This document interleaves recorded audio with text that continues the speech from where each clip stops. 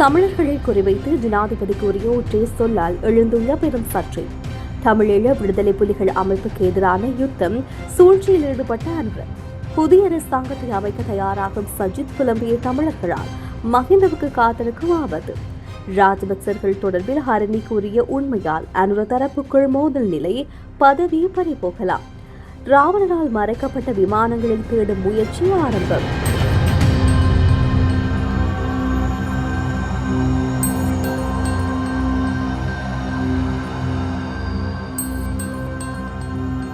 கண்டியில் இடம்பெற்ற நிகழ்வொன்றில் உரையாற்றிய போது ஜனாதிபதி அன்ரகுமார கள்ளத்தோணி என்ற வார்த்தையை பயன்படுத்தியது சிறுபான்மை மக்களை இழிவுபடுத்தும் செயற்பாடு என சமூக ஆர்வலர்கள் தெரிவித்துள்ளனர்.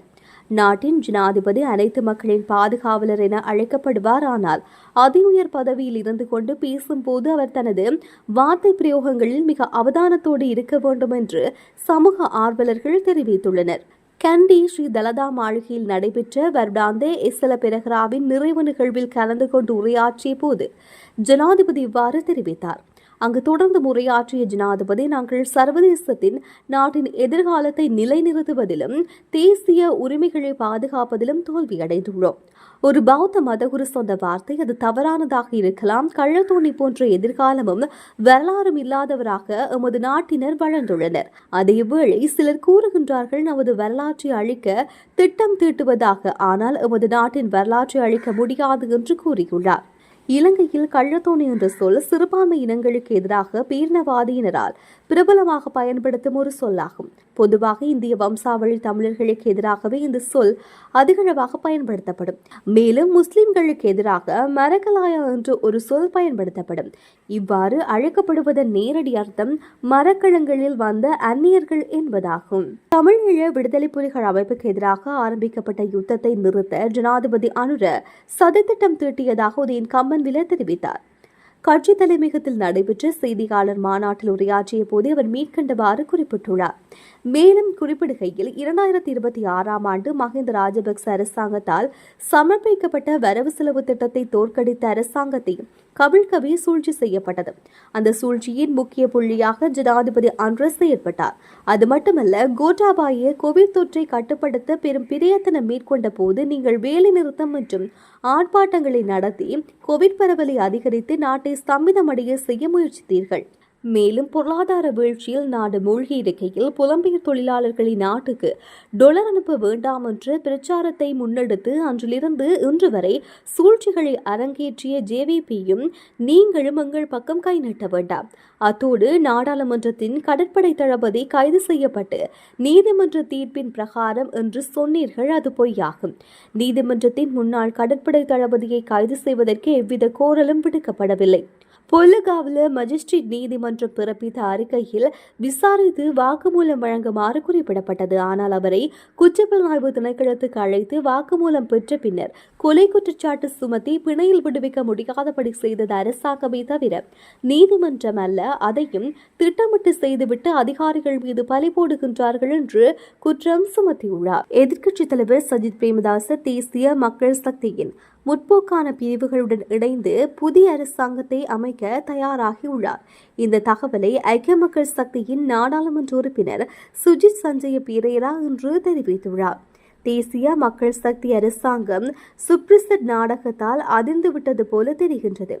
தேவை ஏற்பட்டால் அரசாங்கத்தில் உள்ள முற்போக்கான பிரிவுகளுடன் சேர்ந்து புதிய அரசாங்கத்தை அமைக்க எதிர்க்கட்சித் தலைவர் சஜித் பிரேமதாச தயாராக உள்ளதாக நாடாளுமன்ற உறுப்பினர் கூறியுள்ளார். அமைச்சர் வசந்த சமரசிங்கவின் முயற்சி பிரதமர் ஹரணி அமரசூரியவை சிக்கலில் சிக்க வைத்து அவர் ஒரு திறமையற்றவர் என்பதை காட்டுவதாக இருக்கலாம் என்றும் நாடாளுமன்ற உறுப்பினர் பெரேரா கூறியுள்ளார். முன்னாள் ஜனாதிபதி மஹிந்த ராஜபக்சவின் சலுகைகளை குறைப்பதால் அவர் புலம்பெயர் தமிழர்கள் மற்றும் பிரிவினைவாத குழுவின் அச்சுறுத்தலுக்கு ஆளாக நேரிடும் என கட்சியிலிருந்து விலகிய ஜேவிபியின் முன்னாள் அரசியல் குழு உறுப்பினர் நந்தன குணதிலக்கு எச்சரித்துள்ளார். ஹிக்கடுவையில் இன்று இடம்பெற்ற செய்தியாளர் சந்திப்பில் கலந்து கொண்டு உரையாற்றிய போது அவர் இவ்வாறு குறிப்பிட்டுள்ளார். தமிழ் புலம்பெயர்ந்தோர் மற்றும் சில ஜேவிபியின் அரசியல் குழு உறுப்பினர்களின் அழுத்தத்தினால் முன்னெடுக்கப்பட்டதாக கூறப்படும் இந்த நடவடிக்கை மிக கவலைக்குரியது என தெரிவித்துள்ளார். மஹிந்த ராஜபக்சவை ராணுவ தீர்வை நோக்கி வலியுறுத்தியதில் ஜேவிபியின் கடந்த கால பங்கை அவர் நினைவுபடுத்தியதுடன் 2010 ஆண்டு ஃபீல்ட் மார்ஷல் சரத் பொன்சேகாவுக்கு அவர்கள் ஆதரவளித்ததையும் குறிப்பிட்டார். புலம்பெயர் தமிழர்கள் தேசிய மக்கள் சக்தியை ஊக்குவிப்பதில் முக்கிய பங்கு வகித்ததாக குறிப்பிட்ட அவர், செம்மணி புதைகுழி அகழ்வில் அதிக ஆர்வம் காட்டும் அரசாங்கம் தற்போது சூரியகந்தம் மற்றும் ஹேகந்திர புதைகுழியிலும் இதேபோன்ற ஆர்வத்தை காட்டியுள்ளதாக தெரிவித்தார். மஹிந்த ராஜபக்ச ஒரு பெரிய பிரிவினைவாதத்தால் இயக்கப்படும் அரசியல் நெருக்கடியை தீர்த்து வைத்ததாகவும், ஜேவிபி ஒரு காலத்தில் ஐக்கிய மக்கள் சுதந்திர முன்னணி அரசாங்கத்தில் அமைச்சரவை பதவிகளை வகித்ததாகவும் நந்த குணதிலக குறிப்பிட்டுள்ளார். முன்னாள் ஜனாதிபதி மஹிந்த ராஜபக்சவினுடைய இளைய மகனான ரோஹித ராஜபக்ச விண்ணிற்கு செலுத்திய செய்மதி தொடர்பில் பிரதமர் ஹரிணி கூறிய உண்மையால் அனுர அரசாங்கத்துக்குள் மோதல் நிலை ஏற்பட்டுள்ளதாக ஸ்ரீலங்கா பொதுஜன பெரமுனவின் ஊடக பேச்சாளர் சஞ்சீவ எதிரியமான் தெரிவித்துள்ளார். இதை காரணமாக கொண்டு பிரதமர் பதவியில் இருந்து ஹரணியை நீக்குவதற்கு ஒரு தரப்பினர் முயற்சி செய்து வருவதாகவும் அரசியல் தரப்பில் தெரிவிக்கப்படுகின்றது. ஸ்ரீலங்கா பொதுஜன பெரமுன கட்சியின் காரியாலயத்தில் நேற்றைய தினம் இடம்பெற்ற செய்தியாளர் சந்திப்பின் போது அவர் மேற்கண்டவாறு குறிப்பிட்டுள்ளார். மக்கள் விடுதலை முன்னணியின் பிளவத்த தலைமை காரியாலயத்தில் உடைந்து விழுந்த ராக்கெட் பற்றி விசேட அவதானம் செலுத்த வேண்டும்.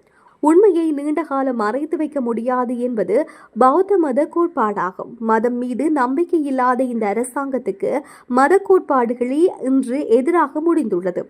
முன்னாள் ஜனாதிபதி மஹிந்த ராஜபக்சவின் இளைய மகனை தொடர்புபடுத்தி இதுவரை காலமும் முன்வைத்த குற்றச்சாட்டை பிரதமர் ஹரணி அமரசூரிய பொய்யாக்கியுள்ளார். ராக்கெட் பற்றி பிரதமர் நாடாளுமன்றத்தில் வெளிப்படுத்திய உண்மை மக்கள் விடுதலை முன்னணிக்குள் பாரிய முரண்பாட்டை தோற்றுவித்துள்ளது. தேசிய மக்கள் சக்திக்கும் மக்கள் விடுதலை முன்னணிக்கும் இடையிலான முரண்பாடு தற்போது தீவிரமடைந்ததை அவதானிக்க முடிகின்றது. போலியான வாக்குறுதிகள் மற்றும் வெறுப்பு பேச்சுக்களினால் தாம் ஏமாற்றப்பட்டதை மக்கள் விளங்கிக் கொண்டுள்ளார்கள்.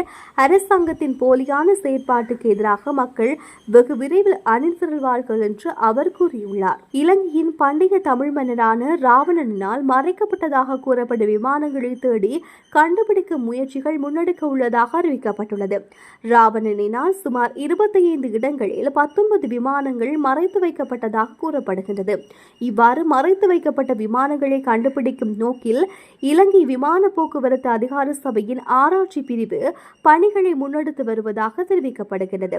மறைத்து வைக்கப்பட்டதாக கூறப்படும் 25 இடங்களை ஆராய்ச்சி பிரிவு உறுதிப்படுத்தியுள்ளது. மன்னன் ராவணனினால் உருவாக்கப்பட்ட இந்த விமானங்கள் பாதரசம் மற்றும் வேறு ரசாயனங்களை பயன்படுத்தி இயக்கப்பட்டதாக தெரிவிக்கப்படுகின்றது. ஆய்வுகள் மூலம் இந்த விடயம் தெரிய வந்துள்ளதாக தெரிவிக்கப்படுகின்றது. மலைப்பகுதிகளில் உள்ள குகைகள் மற்றும் நிலத்தடி இடங்களில் இந்த விமானங்கள் மறைத்து வைக்கப்பட்டுள்ளதாக தெரிவிக்கப்படுகின்றது. குருநாகல், வாரியபுல, சிகிரியா, தம்புள்ள, பதுளை, மகியங்கனி மற்றும் அம்பாந்தோட்டை ஆகிய இடங்கள் உள்ளிட்ட சில இடங்களில் இந்த விமானங்கள் மறைத்து வைக்கப்பட்டதற்கான அடையாளம் காணப்படுகிறது. ராவணனின் விமானங்களை இயக்குவதற்கு ஒருவர் நியமிக்கப்பட்டதாகவும் ஆய்வின் மூலமாக தெரிய வந்துள்ளது. இந்த விமானங்கள் மறைத்து வைக்கப்பட்ட இடங்களை உறுதிப்படுத்த ஒரே வழி கார்பன் சோதனை என இலங்கை விமான போக்குவரத்து அதிகார சபையின் ஆராய்ச்சி பிரிவின் பிரதானி நுரங்க அதிகாரி தெரிவித்துள்ளார். எனினும் ஒரு கார்பன் சோதனைக்கு 20 லட்சம் ரூபாய்க்கு மேலாக செலவாகும் எனவும் இலங்கையில் இத்தகைய சோதனைகளை நடத்துவதற்கான தொழில்நுட்ப வசதி கிடையாது எனவும் தெரிவித்துள்ளார். இவ்வாறான ஒரு உயர் தொழில்நுட்ப ஆய்வுகளை அமெரிக்காவில் மட்டுமே மேற்கொள்ள முடியும் என்றும் அவர் குறிப்பிட்டுள்ளார். கடந்த 2020 ஆண்டு ஆய்வு நடவடிக்கைகள் ஆரம்பமானதாகவும் நிதி பற்றாக்குறை காரணமாக ஆய்வுகள் இடைநடுவில் கைவிடப்பட்டதாகவும் தெரிவிக்கப்படுகின்றது.